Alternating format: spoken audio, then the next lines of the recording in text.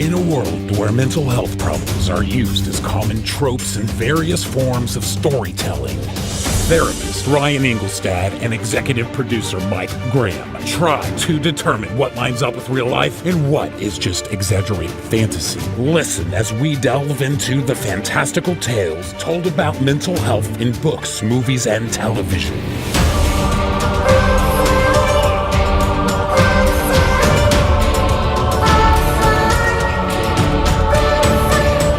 This is Pop Psych 101.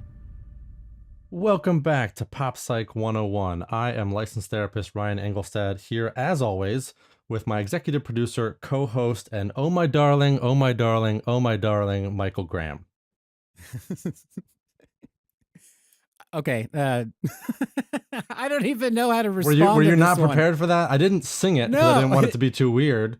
Well, then I was thinking about singing it. I was like, okay, do I need to sing? And then I just lost it. So I dropped the ball. We got to practice our improv. You just got to go with it, Mike. Follow your instincts. I know. I thought we were getting good at this part too. So I'm letting them down. It's okay. I threw you a little bit of a curveball because I've never done a singing one. I was more spoken word poetry, but yeah, it's okay. We'll get there. And we're going to be throwing them a curveball this time. We sure are. Because we're not going to be talking about anything particular as far as like news or anything like that up top here. Nope, we're going deeply personal. That's right. Because this is our Valentine's Day episode, Mike. That's right. So happy Valentine's Day, everyone. I think this is coming out on the 11th. So Ryan and I decided, we had a little conversation beforehand, and we decided we are going to tell our proposal stories. We're both married, and so we're going to talk a little bit about the loves of our lives and talk about how we proposed to them and got them to make a giant mistake with us. Well, right, because if they hadn't said yes, we wouldn't be here today doing this ridiculous show that we're doing. That's what I mean. They made the mistake, not us. It's their fault that this is happening. Right. Yeah. I don't know. Do you want to go first? Oh, no. I would love for you to go first. I'm going to feel much better if I go second. Okay. All right. So you gotta like react and make me feel good about this and, give me some hmms and ohs. That's my job, Mike. I'm a verbal validator. All right. So my wife's name is Brianna. Aww. And she's amazing. And we've been married, well, we're coming up on 4 years now. And so about 4 years, we're almost there.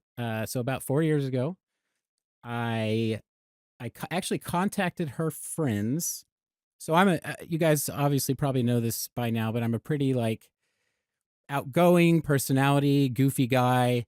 And I wanted to do something really public because I wanted to give her like this big display of affection and win her heart and all that kind of thing. So, and because you wanted a lot of attention.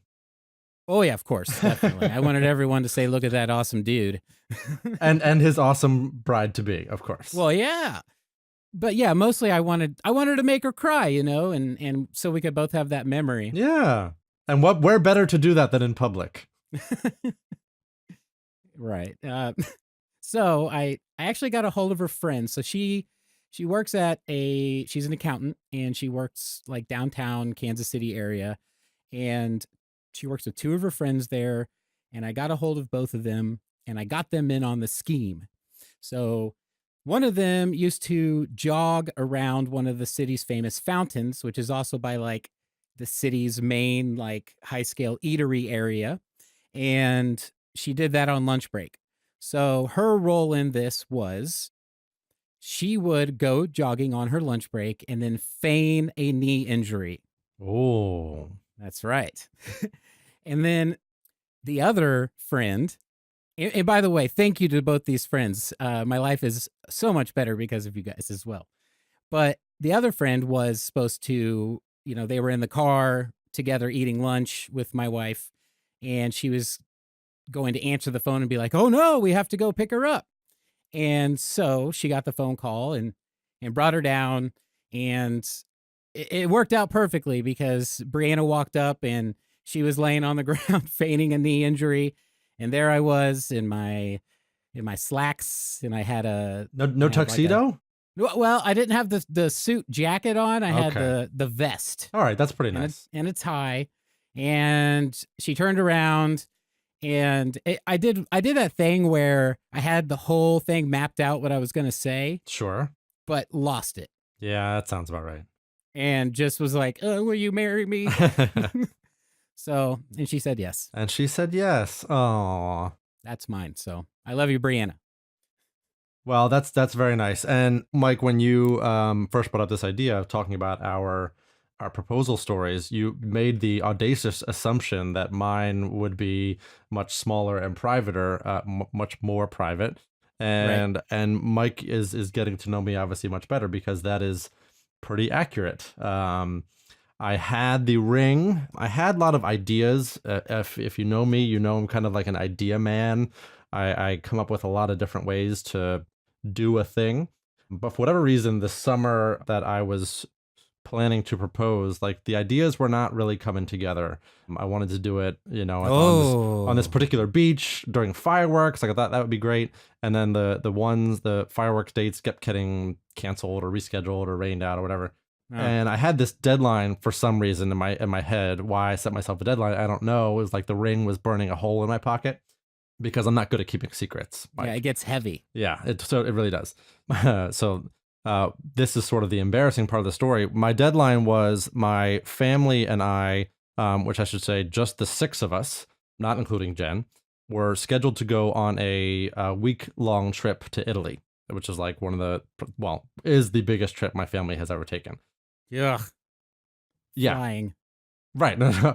So I set the deadline for myself that I wanted to do it before I left to go to Italy because, just because of your flying, it's like, who knows what's going to happen in Italy? I want to at least have professed my love for my, at the time, girlfriend.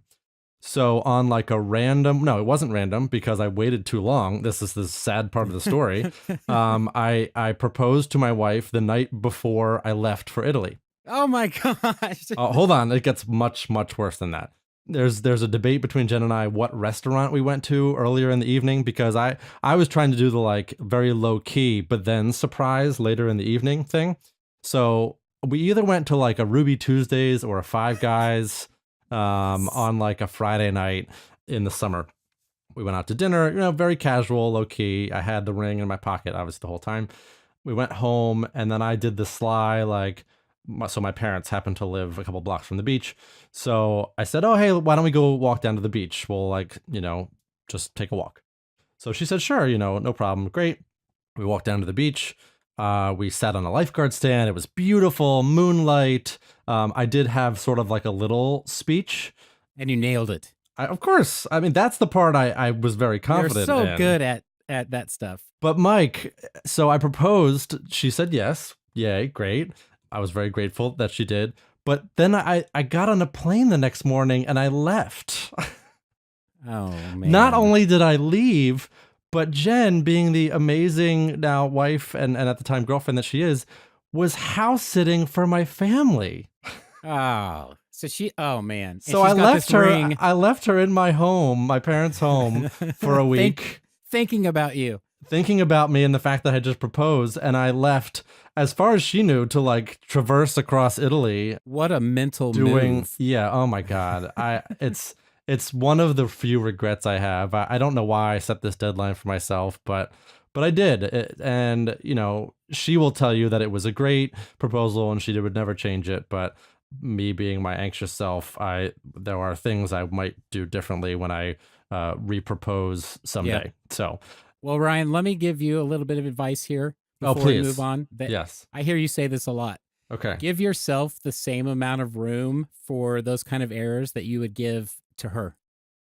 Okay, Mike. Okay, therapist Mike.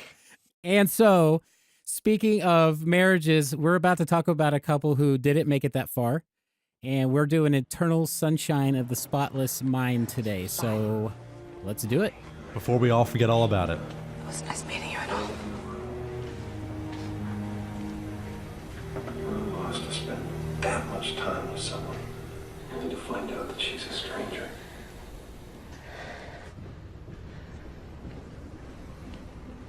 Wait. What? I don't know. What Just do you wait. want, Joel? Just wait. I don't know. I want you to wait for just a while.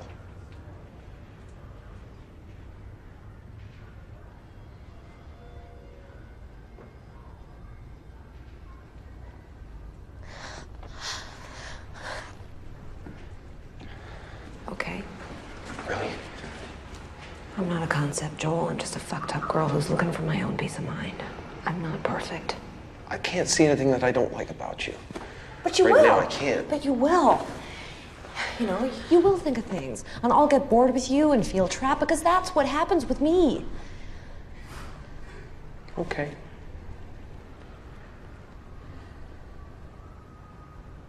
Okay.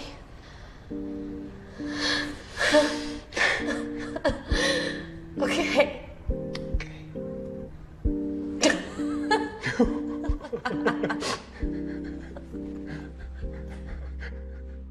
Today on our Valentine's Day special, we are covering the 2004 film Eternal Sunshine of the Spotless Mind, starring Jim Carrey as Joel and Kate Winslet as Clementine. Clementine, meet Joel. Joel, meet Clementine. Joel and Clementine meet in a usual way, but their connection is instant and intimate. Clementine is fierce, outspoken, and impulsive, while Joel is awkward, reserved, and cautious. They are two sides of the same coin. Almost inseparable from their first words spoken, they spend years creating beautiful and special moments together, each one placed in its own little file and stored away for safekeeping. But this isn't a fairy tale. Those warm moments turned into fiery confrontations. Resentment, boredom, and neglect turn them into strangers, and soon Clementine makes a decision that she would soon forget. Using a technology that erases specific memories, Clementine and Joel choose to erase the memories of each other. Joel finds terrible regret in his mind as he loses his love and tries everything in his power to save what he has left of Clementine. It doesn't work. With both Joel and Clementine's memories of each other wiped clean, they meet in a usual way. But their connection is instant and intimate. Joel, meet Clementine. Clementine, meet Joel.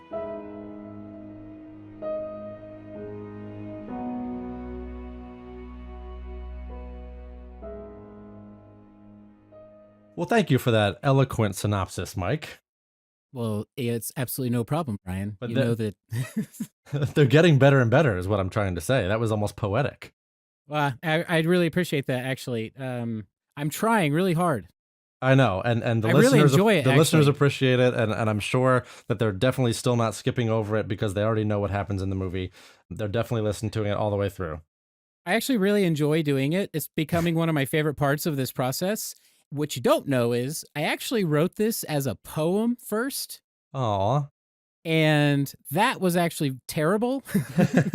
So I redid it, and that's what it ended up being. So I appreciate that. So here we are with Joel and Clementine, and it's funny, Mike, as I'm watching this movie, there are obviously a lot of different moments that we'll talk about, but you know, almost immediately when we start to see the breakdown of the relationship, I'm like, and that's where they should have started to see a couples counselor. I don't know which one of them would have possibly suggested that. Maybe their friends, more likely than anyone, would have been like, you know, maybe you guys should talk to somebody. But there Other was, friends needed it too, though. oh my God, there were a lot of there were a lot of relationship issues in this movie between them, their friends, the doctor, and Kirsten Dunst. Oh man, there were so many issues. Yeah, and there was a couple different ways we could have gone with this, but I mean that was definitely the most glaring. And I guess you almost felt bad for him because I liked them as characters so much. You really just didn't want those things to be happening. But yeah, as soon as you see them, you're just like, they need some help. Well, it's clear that there's so much that's not being said that they need to either have said or have mediated or have moderated. They need to kind of open up the process, open up the communication. That there's so much going on, you know, whether it's their own back histories that we'll talk about, their various sort of reasons of whether it be social anxiety or just relational anxiety. You know, they're both coming into it with baggage, and we see how that affects them both sort of over time. Yeah, definitely have some baggage.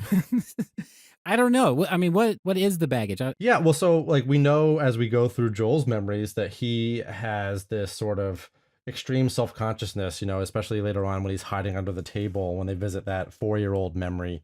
That's like, okay, this is a kid who becomes a person that is almost afraid to look anyone in the eye because of how they might judge him or how they might see him in a way that he doesn't want Yeah. to be seen.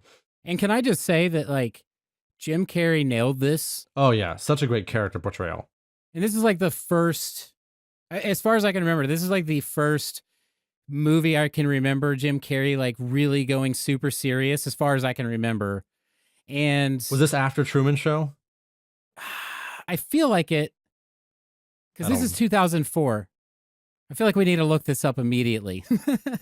But whether it is or not, I think Ryan's looking it up right now. But he has this look, and this is the Joel. If we're thinking about the character, he has this look in his eye, and even Clementine mentions it. It's like this puppy dog, have mercy on me look.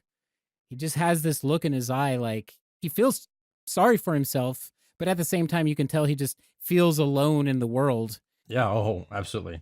And obviously that he sort of feels saved by Clementine at some point, but eventually he just feels alone in the relationship as well. But like you said, they almost need help immediately out of the gate in the movies from what you see. Well, yeah, and you can even see it in the initial formation of the relationship that even though he's sort of attracted to some of her extreme qualities, there's this huge disparity with how they problem solve and how they communicate that it's just sort of destined to run into some barriers. And Truman Show was 1998, so Jim had been trying for a little while at this point, but he was still a little goofy in that one though. Yeah, but that was obviously a dramatic role. But we can debate Jim's character history later on, Mike. Okay. All right. I think you teasing something there. Well, we'll see. We'll see what the listeners want. But I think we see these two characters. They have chemistry. Like there's no question about that. And then they sort of relationship gets built upon their chemistry in some ways and their ability to form their own sort of unique brand of intimacy. But intimacy alone is not enough for a relationship to last. Yeah. He sees Clementine in probably in some ways as a way he would like to be, with her sort of freedom and her just like ability to be herself in whatever way she chooses to define that. But it's also interesting, and I want to talk about this later. Mike, are you familiar with the concept of the manic pixie dream girl? Absolutely not. Oh man, okay, we need to talk about that because it's like it's its own trope in like these sorts of movies where the sort of free-spirited wild girl saves the anxious introspective male. So if you're familiar with this topic, and maybe our listeners are, you can really pick out movies where it's pretty consistent. Yeah, I'm immediately trying to think of other movies that have that going on. Manic pixie dream girl. If you Google that phrase, you will see a lot of examples of it. But this is a great one because it's like, Joel is basically the main character, and this wild, creative, fiery woman just comes into his life and, brings a side out of him that we don't see until he's with her. Yeah, because before he's, like he says, he's just kind of going about his day. He says his life is really boring. He just goes to work and he just comes home and nothing really else happens. So he kind of clings to, what she has. He does. And unfortunately, as their relationship grows and changes, there are these things that I think for both of them come from this place of probably of social anxiety, where they don't really say how they really feel or how they're really feeling for various reasons. And as a result, these barriers start to come up in their relationship, whether or not they want to have kids or how they really feel about each other, things like drinking and their thoughts about, alcohol consumption. So it progresses and progresses, and then it sort of stops progressing when these conversations aren't happening in a way that allows the relationship to continue to grow. So it's really fascinating for me because I've worked with couples like this where if you asked them, they would probably say they have pretty good communication. But then if you got them in front of a therapist or couples counselor, you would be able to start to break down the things that they actually have not really talked about at all. It's very easy. You were just talking about social anxiety. It's pretty easy right at the beginning to notice Joel's social anxiety He says like, why do I fall in love with every woman I see, but I can't talk to them? Which is one of the reasons why Clementine, she's the one that instigates everything. So it's easy for him to do this. But you were talking about social anxiety, and you had mentioned to me earlier that Clementine had that going on too. And like, I just did not see that. So yeah, social anxiety can present itself in a lot of different ways, and she could still have social anxiety, but the way that she copes with it is by being sort of attention seeking. The different hair colors, which and again, there's a little bit of overanalyzing happening here because we don't know almost anything about Clementine. That's right, because you mostly get to see everything from Joel's perspective. Really. Yeah, but the things that we do see, we don't see her friends. We see, she works in a Barnes and Noble. She, in the times in which we do see her separate from, like, she's by herself. So the assumption of social anxiety on Clementine's part is that she doesn't have this like stable social circle. So the assumption is that there are similar things going on for her and similar reasons why she is essentially alone.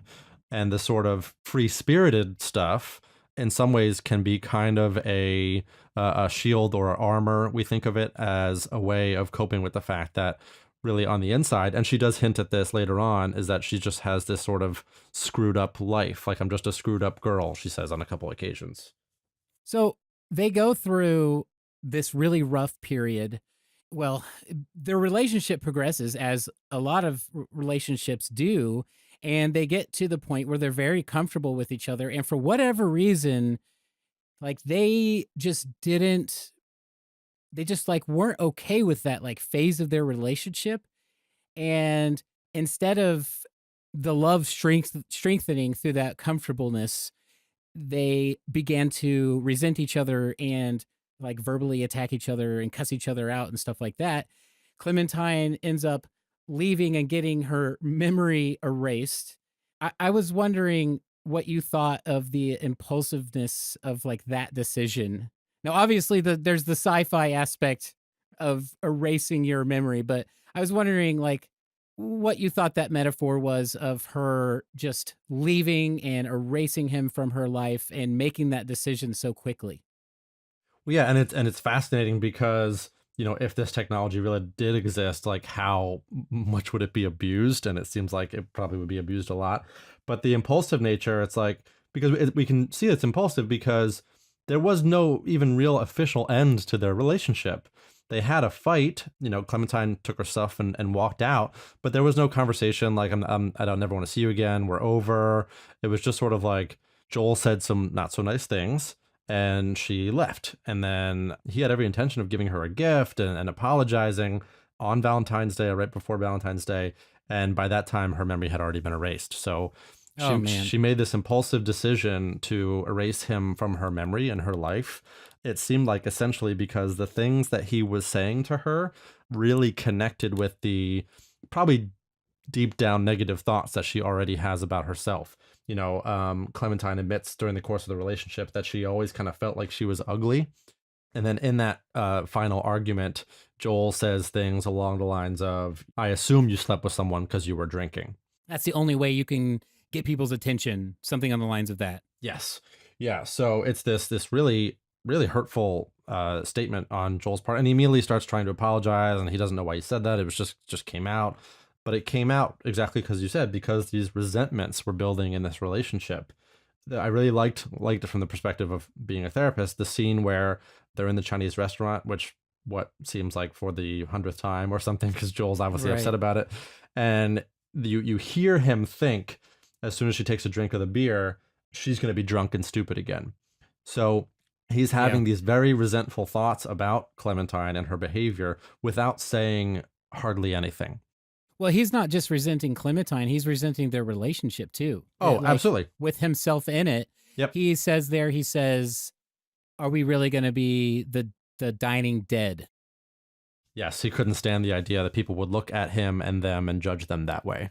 Yeah, so when these issues are happening in a relationship and they're not being discussed, it's like a ticking time bomb, because it's like, when are people going to start saying things either that they have been feeling in secret and are finally going to say, or that their feelings are building, and they're going to say something that they don't really mean, but that sort of represents what they're feeling, which is what Joel ultimately does.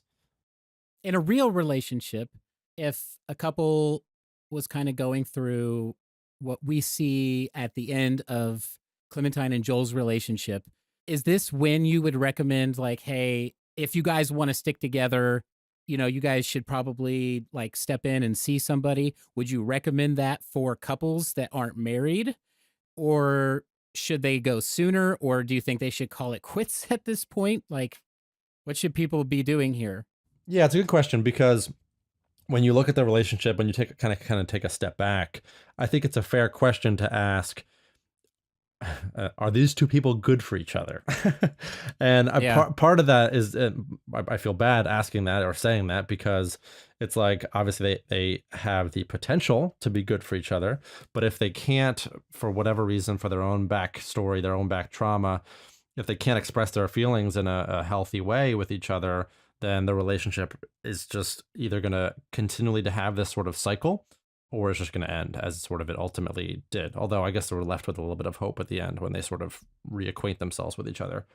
But in terms of when a couple should seek couples counseling, for me, and you've heard me say similar things on this show before, Mike, there's no wrong time to kind of get a check-in on your relationship. Right. So you don't think a couple would have to be married?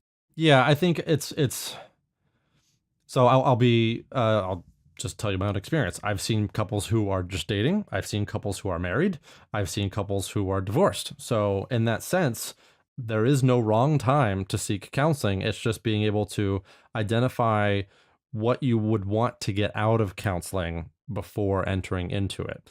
And that can be a very simple thing of like, we have a baby on the way and we're both sort of not sure if we're ready, or we're not sure how we're going to split household responsibilities. We have a lot of anger, anxiety, or resentments building, and we need to work through this stuff. Great. Perfect opportunity then. Yeah. We've been fighting a lot, or we're worried about my parents or our kids. It doesn't take much to be able to kind of work through some of those communications issues with a therapist. It doesn't have to be like a crisis point to start couples counseling. Yeah, because having a mediator can just make things a lot easier. That's right. Because Yeah, it's so easy to get stuck in your own world. absolutely. And I think being married makes this easy to see. We Yes. all get into these kind of situations where you get stuck in your own world. And man, wouldn't it be great to have somebody sitting there going, not you're right or you're right, but let's all look at it this way. Yes. And actually, there's a really fascinating form of couples counseling called Imago, where the whole goal is to break down the communication between the two partners to the simplest form. So that might look like this. Let's say if you and I were in couples counseling, Mike, We need it. I would say, Mike, I just feel like you're not keeping up your end of the bargain on our podcasting responsibilities. And then your job would be to literally say back to me, okay, Ryan, what I hear you saying is that I'm not holding up my end of the bargain on our podcasting responsibilities. Literally say it back to me. And then I would say, yes, thank you for understanding me. And then I would say the next statement. And then at some point, the therapist would come in and say, okay, Ryan, do you feel that Mike has heard you? I would say yes. And then if there was anything else I wanted to say, I could add to that, or we would then sort of swap turns, and it'd be your turn to express how you feel or how you are seeing the situation. And broken down like that, when you break it down to that simplest, statement and reflection, there's no opportunity for miscommunication. There's no opportunity for misunderstanding. It's just, this is what's happening. This is how we feel about it. And now where do we go? Yeah, that kind of makes me feel like the person that's supposed to be in the position of listening. So if they're kind of fighting it at first, if you keep going, like their barrier will break down to the point where eventually they really are listening. Is that Yes. kind of how that works? Yeah, it's to build those listening skills and reflection skills, and to have the sort of emotional identification be really important.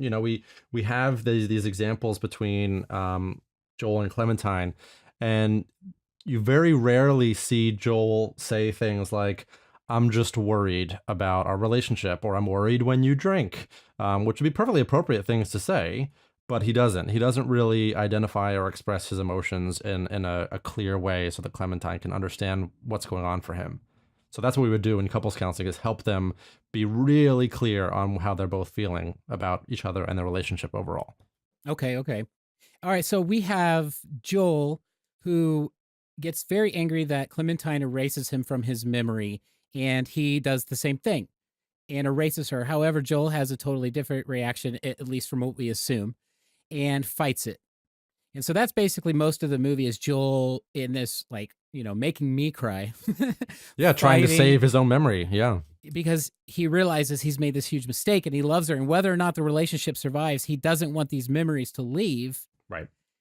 What do you think is happening here with I mean, Joel? Like, why is he fighting so hard for these memories that he wanted to erase so badly?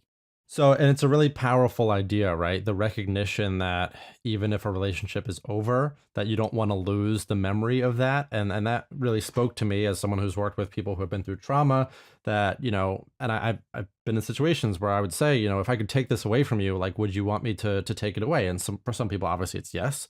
But for some people, it's, no, I've learned about myself, or I've gained a lot of strength, or I've, learned how to advocate, or I've learned how to talk about how I feel as a result of those experiences, no matter how negative they were. So, those memories in some way make us who we are. And Joel, I think, through re-experiencing some of those memories, really liked what he saw when he was happy with Clementine. And he doesn't want to lose that, even if he has to lose her. It's kind of like looking back at an old picture. Sure. And seeing, like, but when times were good, and saying, oh, yeah, I remember that. And God, I was... I could really relate to the idea of, like, going into a journal and be like, that's weird, 2 years are missing. I was like, watching that scene, I'm like, oh my God, 2 years of my journal or my diary are just gone. Like, that basically means that those years are gone. And that, the idea of not being able to grow and continue to learn about your own experiences is kind of terrifying to me. Oh yeah, no, that would be terrifying. So we have, the other part, sorry, just to cut you off, the part where we see Joel's early memories where he's trying to hide Clementine were also really fascinating, because it's like, okay, now we get to see some of the reasons Joel is the way he is. And it's like, he gets to see, I think at one point he says, no one ever looks at me. I think when he was 4. So it's like, okay, if no one ever looks at him, we can now understand why, as he says earlier on in the movie, I'm incapable of making eye contact with a woman I don't know. Yeah. So it's like, okay, we see how his mom treated him, and we can understand maybe why some of these things developed.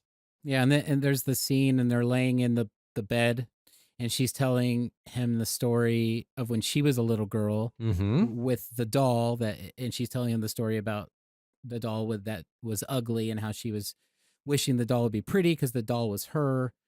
But the whole time she's just looking into his eyes. Yeah. And you can see, like, right when that's over, like, he's just, like, so happy in that moment because she's just, like, looking at him. Yeah. And he has that very genuine experience of was it the river, George River or something, where they sit out on the frozen river, and he says that Patrick then goes on to steal, that he's just happy. He doesn't want to be anywhere else. And I think we never see Joel that way again. Can we keep Patrick out of this episode? Yes, Patrick, get out of here. Okay, so big question. Joel goes through and he fights these memories, and obviously he loses them. But right after he loses them, the very next day, Clementine and Joel somehow magnetically attract to each other and meet again magically, and is instantly resume their relationship, but as if they had just met from the beginning. So this begs the question, like, what does their future look like starting all over again? Is this just going to, like, repeat the pattern, or especially because they have the tapes and they kind of have that glimpse of the future? They get these tapes from the memory erasing place that show them what happens from the first time their memories are erased. So now they have that glimpse into the future. So because they have that knowledge, are they going to repeat the same mistakes? So that's certainly my fear. I mean, because it's hard to imagine that things like Clementine wanting to be a mom and Joel not being sure if she would be a good mom, like, that's not necessarily changing. I don't see any specific reason for those feelings to change.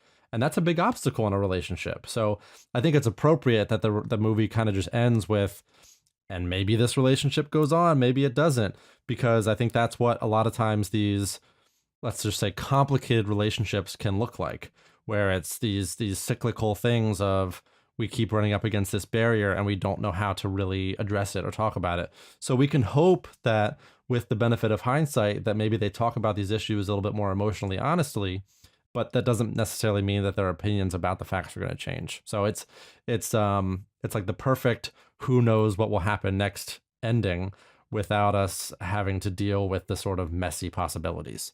Right. Okay, one last question.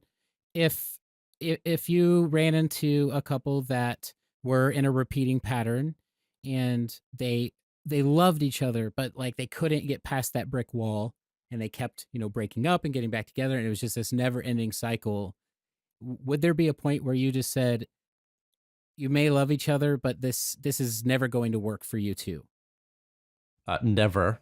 Okay. It's not my job to pass judgment on whether a couple should or should not stay together. My job, so I'll clarify two things here. If I am in a couples counselor role, I am on the side of the relationship. Now, that doesn't mean that I always advocate for the relationship to continue, but it just means I am working with both parties and not advocating for either individual's specific needs. So it's about helping the relationship grow, or just to be as clear as possible on where it stands and how both parties are relating to where it stands. In some cases, I'm working just with an individual and bringing the partner in for a, let's say, temporary couples session. But in those cases, I'm not doing couples therapy as much as I am working with my patient to help them express their needs to their partner, and helping their partner express their needs to my patient, and helping those sort of that communication be as efficient and effective as possible. So there are different scenarios in which people would enter into couples counseling, but I never will outright say, this relationship isn't going to last or isn't going to work, because it's my job to let the patient guide where things are going to go. I'm going to say it's because you're a believer in love. And at that, we have to take a quick break, and we'll be right back. You are listening to Pop Psych 101, a show discussing mental health and popular culture through two perspectives, a patient and a therapist. We explore the accuracies of how mental illness is portrayed in movies, books, and television, for better or worse.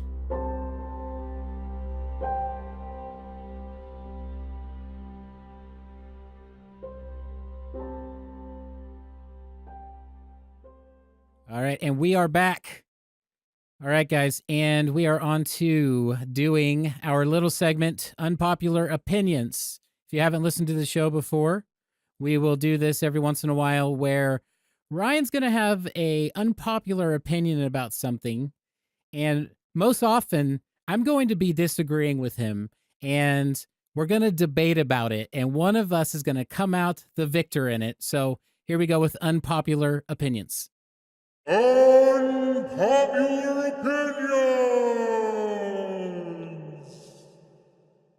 So, Mike, in Eternal Sunshine of the Spotless Mind, I have this feeling that I'm already upset with you, and I don't even know what it is yet. It's okay. It's okay. We're gonna get through it, and by the end, you're gonna feel all nice and warm and fuzzy. I promise. All right. So I feel like this movie is trying to make a statement about, like, sort of like soulmates, that like, oh, like, even though their memories were erased, they still found each other and meet me in Montauk, and then they did, and oh, they're probably gonna live happily ever after because they're just supposed to be together. I don't think that's what it said, but well, the interpretation part is not the point. All right. Because Did as you we see the scene, they're running down the beach and they keeps replaying them running down the beach. Yeah. So I mean, there are a lot of ways to interpret like where this is going. But I feel like it, in some ways, there's a statement being made about like somehow the power of love, even if we're just saying that, like the power of love is stronger than the power of memory. There's a statement being made, is my point, Mike. Okay. I can agree with that. And is that the end of Unpopular Opinions? No. You agreed with me, so we can't stop there. Okay. So and people are going to be sad with this unpopular opinion, but I'm going to win them back. So let me start by saying that, like, I know people are not going to like this when I start, but I'm going to get you back on my side by the end. So it reminded me of this opinion that I've held for I don't know how long, but it's just how I feel. And that is that I don't believe in soulmates, Mike. So I mean, I don't know. Like sometimes we've done this and I really do agree with you, and then I just argue for the fun of it, but I am on the other side this time. So Okay.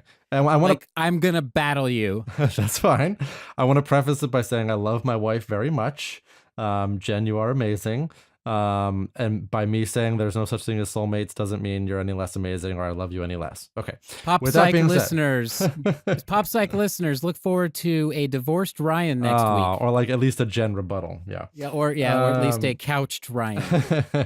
But so I don't, and I have some reasoning. One of my reasons that I don't believe in soulmates is that if soulmates are real, then by definition, don't they have to be like universally real? And I guess we can disagree with that or not. I don't know how you feel yet, but in other words, if soulmates exist for some people, that's not really fair. So if soulmate as a concept is real, then it must apply to everybody.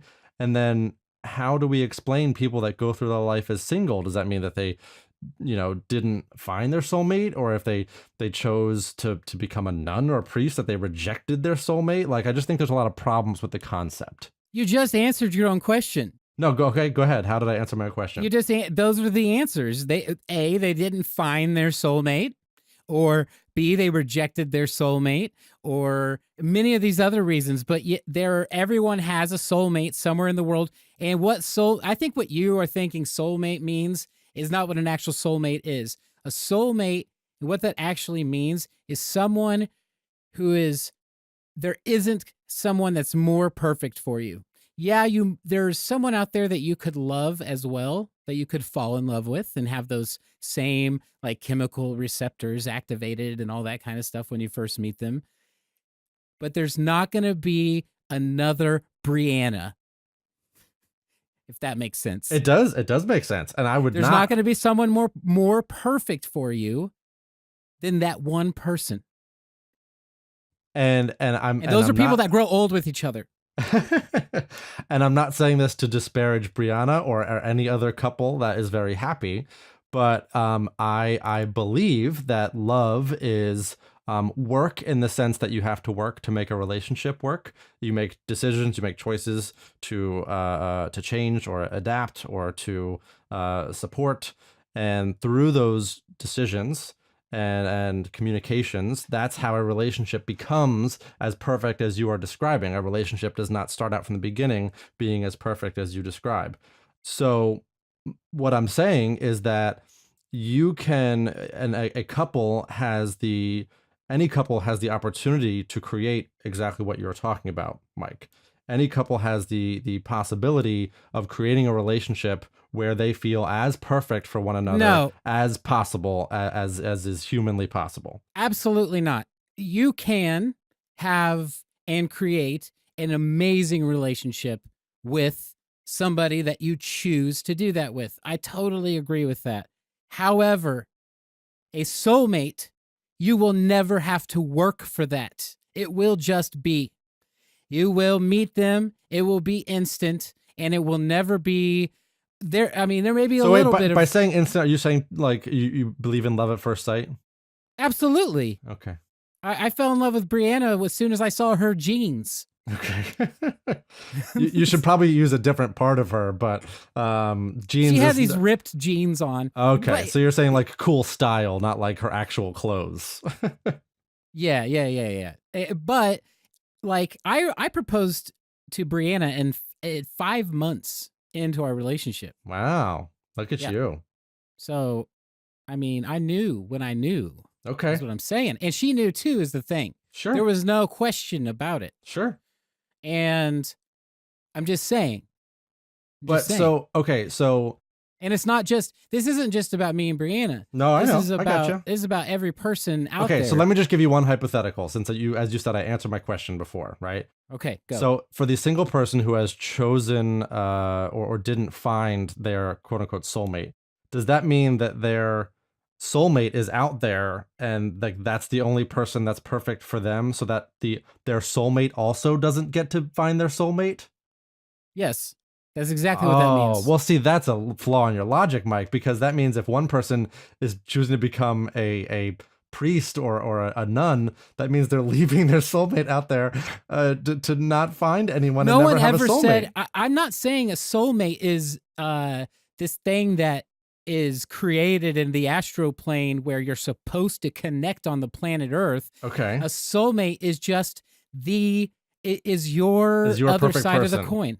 Is Okay. your perfect person. And there's only one of those, is what you're saying. And there's only one. It's like the Highlander. But what I'm saying is that like if my perfect person that is the perfect person that would fit for me decided to become a nun, that means that I'm never gonna have the opportunity to meet or marry that perfect person for me. But that doesn't mean you can't be happy. And it doesn't mean you'll ever know that. Wow. Okay. Well, listen, if you're sticking to that makes me very sad for people whose perfect person has decided to take a life of celibacy for whatever reason. Wow. Well, listen, if I'm not conceding that, because for my view, quote unquote, soulmate. Give me one more. Give me one more line for your defense, because I'm going to admit that you have me on the ropes. I'm just yelling really loudly. Okay, I appreciate that. So I think my perspective is a little bit more charitable as well, because, whether there's a perfect person for you or not, love is a choice that we make every day. That even when a relationship is going through fights or conflicts like we saw with Clementine and Joel, if they still choose to work on their relationship, and if they still choose to improve their communication and to work through the issues and questions about their future, their relationship can become perfect, even if they were not soulmates, even if they're not soulmates. It creates an opportunity for anyone to have a relationship that's going to make themselves as happy as they could be. Okay. What if on this one we said this? Soulmates don't exist as far as where there's only one on this planet that exists, and that's the only one that you can ever meet. However, you can create soulmates together. And in that sense, you can be soulmates with whoever that you work towards that goal with. So you can create a soulmate level relationship. Yes. Okay, I'm on board with that. All right. We can agree on that new definition of soulmates. So this is a neutral. We tied. Yeah, I'm okay with that. All right. We still need a mediator for these. We do. Listen, if you would like to mediate or moderate our debates, moderate. Please let us know. Because Mediate. otherwise we're just gonna keep having to decide or concede to one another, and obviously we could keep talking forever. So I have no idea how you decided to do a podcast with me. Mediate. Yeah, that's okay. We're still making it work, Mike. We're on episode 19. That's what, top 1% of all podcasts or something. Yeah, that's right. Well, if we make it to 25, if we make it to episode 25, it's 1%, something like that, of all podcasts that ever start, make it to episode 25. All right, so I'll commit with you up until I'll commit with you for another, whatever is that, 2 months, and I'll make the decision. I said 2 years when we started. I know. Well, and I will choose to love this podcast with you every week. All right. Hey guys, so we have to do our ratings now. If you have not listened to the show before, every week Ryan rates on a scale of 1 to somethings, on the scale of accuracy of whatever it is we're covering that week. And then I rate on the scale of 1 to 5 of awesomeness, of how much I liked something. Ryan, what are we looking at this week? What's your thing? So I had a hard time picking a thing. I like just the idea of the little potato like figurines that Clementine creates. They didn't get a lot of airtime. It's like abstract. It is. It's a little abstract. So as a result, I will just say 5 pieces of memorabilia, because each character had to pick out things that reminded them of a person and then go to that memory, and that was just very evocative for me. Okay. You could have done 5 rays of sunshine. Yeah, that's not bad. I was trying to remember, what was the name of the like ultra orange hair dye that Clementine wanted to Agent name? Orange. Thank you. Okay, so out of 5 Agent Oranges, that's very evocative. Mike, I give this movie a 4 because it's a relationship in a very real relationship in a lot of ways. The only thing that kind of holds me back from it is like the weird sci-fi stuff. Although I do honestly wonder if we're ever going to be capable of this technology and what that would do for people. But that being said, this is a very real relationship in the sense that both people come in with their own baggage, and that baggage causes them to build resentments and perspectives on one another that may be damaging to a relationship, and ultimately ends up being very damaging to the relationship. So from that perspective, it's very reflective of what often goes wrong in a relationship and why people sometimes end up in couples counseling. So that's why I gave it a 4. Awesome. Or not awesome, but okay. Okay, so yeah. Okay, so on the scale of 1 to 5 for awesomeness, I'm going to have to say it's a 5. That's Even right. with Patrick in it? Okay, so Patrick, I mean that does like almost push it down, but no, actually with Patrick in it, it keeps it up, but it makes it more of a dynamic movie. This movie's amazing. It's a beautiful movie. It's like I said, it's emotional. Every time I watch it, I cry. I did watch it after a breakup one time. Ooh. Bad decision. Yeah, I bet. But it's just such a good reminder, of relationships and how you should cherish them.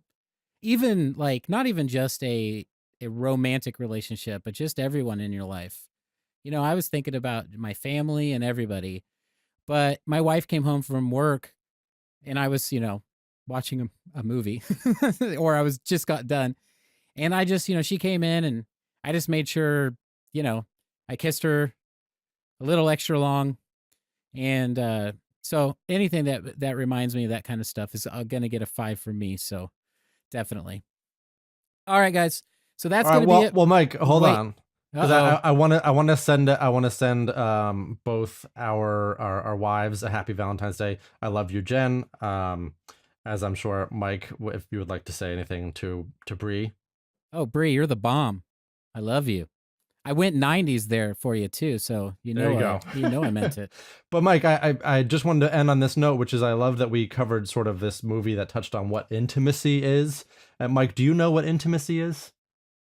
I know you're gonna have some sort of like monk theory on this, so I'm gonna guess intimacy is family.